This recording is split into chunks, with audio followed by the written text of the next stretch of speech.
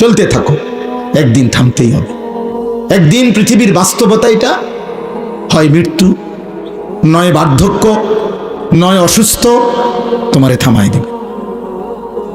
মৃত্যু এসে তোমারে থামাবেই, বৃদ্ধ বার্ধক্য আইসা তোমাকে থামাবেই, হয়তো কোনো বিপদ অ্যাক্সিডেন্ট তোমারে থামাই দেবে। একদিন শুনবা শরীরে এমন রোগ বাসা বাঁধছে।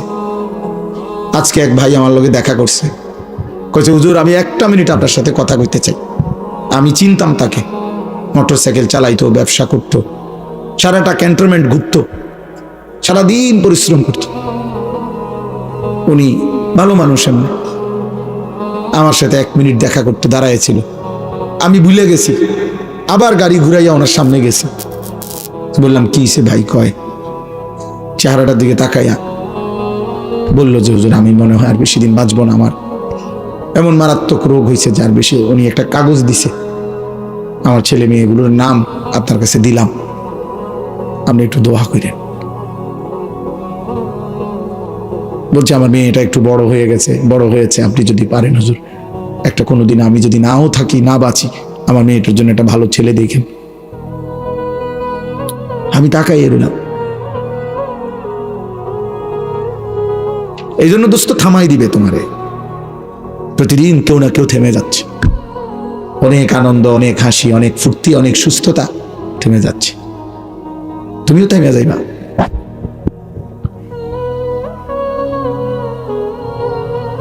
তোমাদের চেহারা দেখেই বোঝা যায় বেনামাজি, তোমাদের চেহারা দেখেই বোঝা যায় চুল চেহারা ইসলামের সাথে কোনো সম্পর্ক নাই। কোন অসৎ লোক তোমাদের বন্ধু, হয় মোবাইলের মাধ্যমে নয়তো বাস্তবতায়। ফাসতামিউ লাহু ওয়া আনসিতু। কোরআনুল কারীমের মধ্যে আল্লাহ তাআলা বলছেন আমার কালাম যখন পড়া হয় তোমরা মনোযোগ দিয়ে শোনো এবং চুপ থাকো, লাআল্লাকুম তুরহামুন, এতে করে অবশ্যই তোমাদের উপরে রহমত বর্ষিত হবে। এই জন্য কিশোর নওজোয়ান তোমাদেরকেও বলছি ভাই, ছোট বয়সে গুনার মাত্রা বাড়ায়ও না, কম বয়সে বেয়াদবি বেশি করো না, সাবধান। না শুনলে প্রথমেই সিদ্ধান্ত নিবা যে আমি শুনবো না, তাহলে কোনো পাপ নাই। শোনো নাই, তোমার ব্যস্ততা থাকতে পারে, ক্লান্তি থাকতে পারে, তুমি আসোই নাই, এতে কোনো অসুবিধা নেই।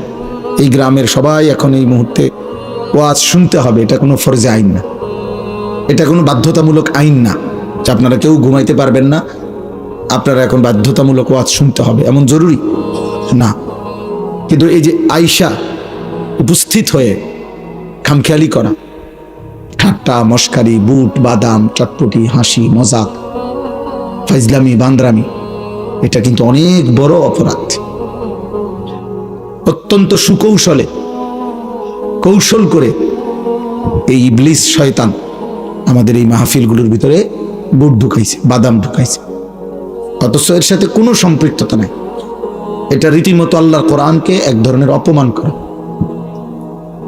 তোমরা একজন ছোট ছেলেই ভাবো, দেখো কোনো প্রাইমারি স্কুলের বাচ্চারা ক্লাস 1-এ পড়ে, সেও তো তার টিচার যখন কথা বলে পড়ায় তখন তো সে বুট বাদাম খায় না। তাহলে এত বড় মহান আল্লাহর কালাম, আল্লাহর কোরআন যিনি পড়ছেন, পড়তেছেন আমার সামনে, তো সেই কালামের সামনে আমি বুট বাদাম খাইলাম, তো এটা কি ইনসাফ হলো? তাহলে বিষয়টা কি? এই জন্য দেখা গেছে মাহফিল শুরু হয় মাগরিবের পরে, দোকানপাট জমে যায় সকাল 10টা থেকে,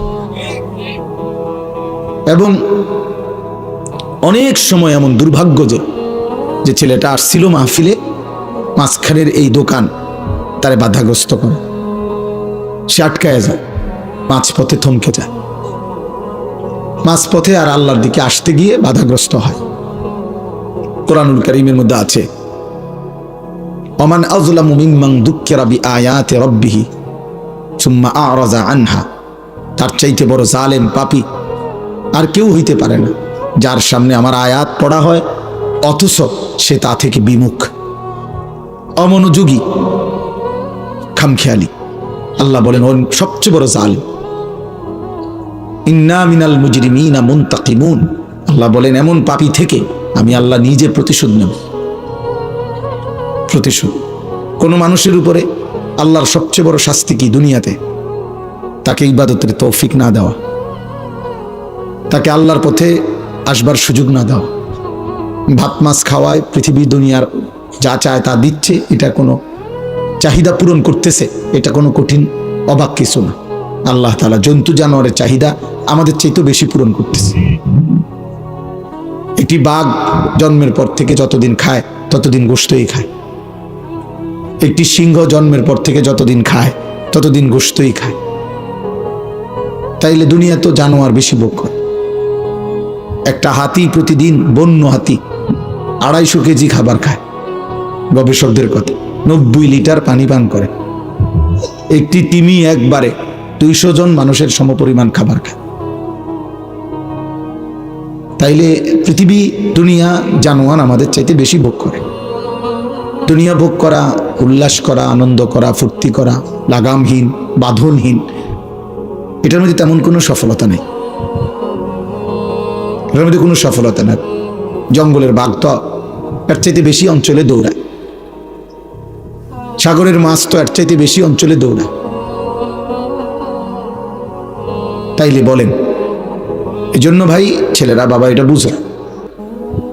তোমাদের অনেক ছেলে, তোমরা 24 ঘন্টার মধ্যে একবারও বুঝতেছ না কি করছো, অথচ তোমরা মুসলমান। মুসলমান এত বেখেয়াল হয় না। বাস্তবতা এটা বুঝতে শেখো। আমি খুব লম্বা করব না। মুসলমান এত খামখেয়ালি হয় না। মুসলমানের একটা আলাদা মর্যাদা আছে। আল্লাহ যাকে ইসলামের মতো দৌলত দিয়েছেন, ইমানের মতো সম্পদ দিয়েছেন, কালেমার মতো নিয়ামত দিয়েছেন, যে আল্লাহর নাম জানে, নবীর নাম জানে, যে লা ইলাহা ইল্লাল্লাহ পড়তে পারে, মুহাম্মাদুর রাসূলুল্লাহ বলতে পারে, আসমানের নিচে জমিনের উপরে আল্লাহ তাআলা তাকে সর্বশ্রেষ্ঠ নিয়ামত দিয়েছে। কালেমার চাইতে দামি কোনো নিয়ামত নেই, ইমানের চাইতে দামি কোনো নিয়ামত নেই, পূর্ণ কোনো নিয়ামত নেই। এই পৃথিবী কাউকে যদি 100 বারও দেওয়া হয় সেটা পূর্ণ নয়, কিন্তু ঈমান যদি দেওয়া হয় সেটা পূর্ণ। কোরআন শরীফে আল্লাহ বলছে পরিপূর্ণ নিয়ামত কি? ঈমান।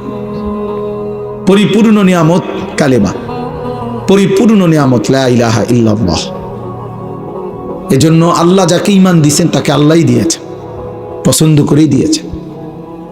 আল্লাহ যাকে ঈমান দেন নাই তার জন্য ঈমান নবীগণ পর্যন্ত চেয়েও নিতে পারে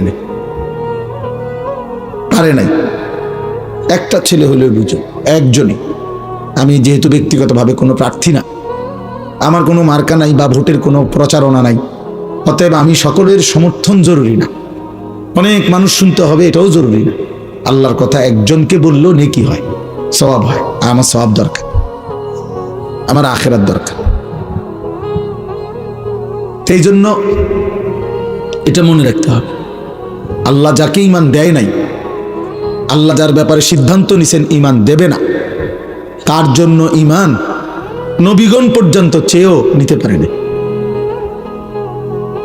আল্লাহ তাআলা এই কায়নাতের মধ্যে আল্লাহর সবচেয়ে প্রিয়জন, আপনজন, কলিজার টুকরা আমাদের নবী সাল্লাল্লাহু আলাইহি ওয়াসাল্লাম।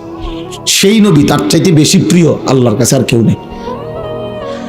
তার চাইতে বেশি মাহবুব আল্লাহর কাছে আর কিছু নাই, আর কেউ নাই। গোটা কায়নাতের সবচেয়ে আপন প্রিয় বন্ধু তিনি, কিন্তু সেই তিনি পর্যন্ত নবীজি সাল্লাল্লাহু আলাইহি ওয়াসাল্লাম উনার চাচা আবু তালেবের ঈমানের জন্য খুব কাকুতি মিনতি করছেন, খুব বেশি কাকুতি মিনতি করছেন।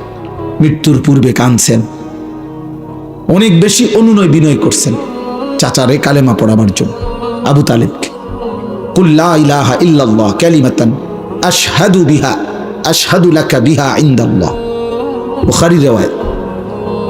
আল্লাহ নবী সাল্লাল্লাহু আলাইহি সাল্লাম চাচাকে বলছেন মৃত্যুর পূর্বে, কার চাচা একটাবার শুধু কালেমাটা পড়েন, একবার শুধু পড়ে দিলে কিয়ামতের দিন এই কালেমা নিয়ে আমি আপনার পক্ষে আল্লাহর কাছে সাক্ষ্য দেব। একটাবার বলেন, একটাবার। কিন্তু আসমানওয়ালা রব আল্লাহ তাআলা বলছে, বন্ধু আপনি আমার সবচেয়ে প্রিয়জন, আপনি আমার কলিজার টুকরা, সব ঠিক আছে, কিন্তু আমি ফায়সালা নিছি ওর ঈমান দেব না।